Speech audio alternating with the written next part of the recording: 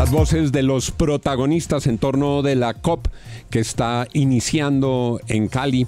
Nos acompaña a esta hora el exministro de Ambiente y Desarrollo Sostenible, Ricardo Lozano. También fue director del Instituto de Hidrología, Meteorología y Estudios Ambientales, IDEAM. Exministro Lozano, gracias por atender nuestra llamada. Hola, Juan, muy buenos días a todos ustedes. Pensé que iba a decir que el exministro de Ambiente, Juan Lozano. No, es otro exministro de Ambiente, Lozano, el que hoy está como analista e invitado para que nos ayude a entender para todos nuestros oyentes cuál es la importancia de esta COP. Exministro Lozano, y gracias por estar con nosotros.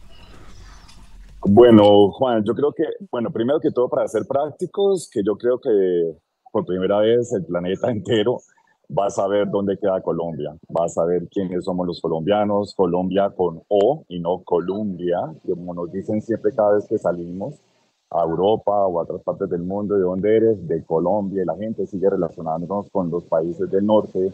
Y resulta que no, nosotros somos sudamericanos, caribes, pacíficos, amazónicos, de la sabana de los llanos, del Orinoco, etcétera. Esa pluridiversidad y pluriculturalidad que tenemos, por fin el mundo lo va a entender, los que vinieron, ¿no? Empezando por ahí, porque hay que vivirlo, hay que entender lo que usted está diciendo, lo que nos ofrece el Valle del Cauca, lo que nos ofrece precisamente ese punto estratégico donde se integra la Amazonía con el Pacífico, con los Andes, etcétera, y además nuestra gente y la pluriculturalidad de nuestra gente. Yo creo que es lo más importante, y entender además, Juan, que estamos conectados con la naturaleza, que dependemos de naturaleza, que somos naturaleza. Ese es el reto que hoy día se está preguntando el sector privado, los negocios, los alcaldes, los dirigentes, los gobernantes, cómo integramos la biodiversidad o la naturaleza en nuestra vida diaria. Y de eso es lo que se trata, y además integrarlo con cambio climático y con la pérdida de suelos, que son las otras dos COP que también se van a desarrollar en los próximos meses. Doctor Lozano, lo saluda William Calderón. ¿Qué debería ocurrir para que esta cumbre tenga resultados concretos y no termine arando de pronto en el mar o lanzando palabras al viento? ¿Cuál diría usted, si esto pasa en la COP16, se salvó la COP? Sí, yo creo que hay que recoger las palabras de Guterres, del secretario de Naciones Unidas, y separarnos un poco de las palabras más de políticos, del presidente o de la ministra, que pueden ser palabras más de políticos, de gobernantes, frente a la prioridad solamente de nosotros y no del planeta. Guterres hacía un énfasis muy, muy importante, que necesitamos de manera urgente que en esto ya se defina de manera concreta el Fondo para la Conservación y Protección de la Vida, que además hay una preocupación muy grande, y es que no son los 100.000 millones de dólares que se calcularon para frenar el impacto del calentamiento global, sino 10 veces más, es decir, casi 1 trillón de dólares que se necesitan para poder mínimo enfrentar los riesgos, las amenazas, los impactos que la vida misma está hoy día enfrentando, y que ya en muchos territorios del planeta ya se está perdiendo, ¿no? Yo creo que ese punto es vital. El otro punto fundamental es bajarle también a los extremismos en los discursos. No podemos tener discursos polarizantes.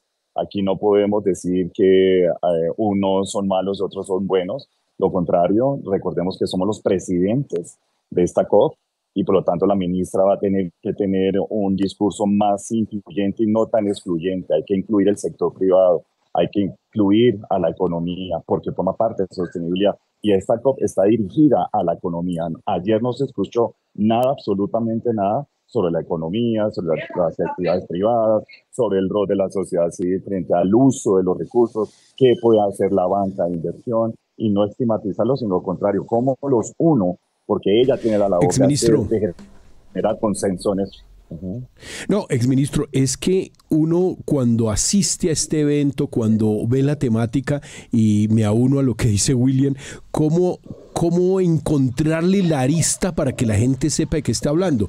Y sabe que estudiando documentos, leyendo, lo que nos debe dejar de herencia esta COP es que Colombia desarrolle el sector económico ambiental.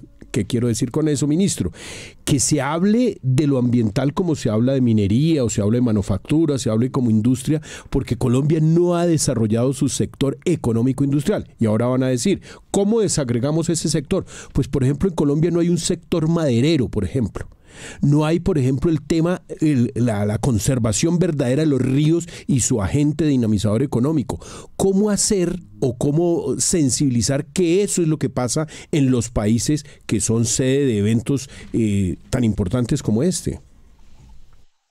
Porque cuando tú miras las cifras de pérdidas económicas que tienen todas las actividades económicas en el planeta, pues tú te das cuenta que depende de la naturaleza. Hoy día estamos viviendo en Colombia, por ejemplo, con la pérdida de curso hídrico, con el racionamiento que estamos viviendo, el sufrimiento que estamos agua en nuestros acueductos o en nuestros embalses. Y resulta que no es causado por la naturaleza, es porque nosotros hemos deforestado y hemos degradado las cuencas que abastecen precisamente estos embalses o estos puntos de captación de agua. Entonces, las mismas empresas, por ejemplo, las mismas empresas de bebidas, las mismas empresas que dependen del líquido, ellas empiezan a ver la reducción de la oferta hídrica que tiene su propio negocio y empiezan a invertir en la cuenta alta. Y eso es lo que se espera en esta COP, y es el acompañamiento del sector privado que hace uso del recurso, pero invirtiendo en donde debe invertir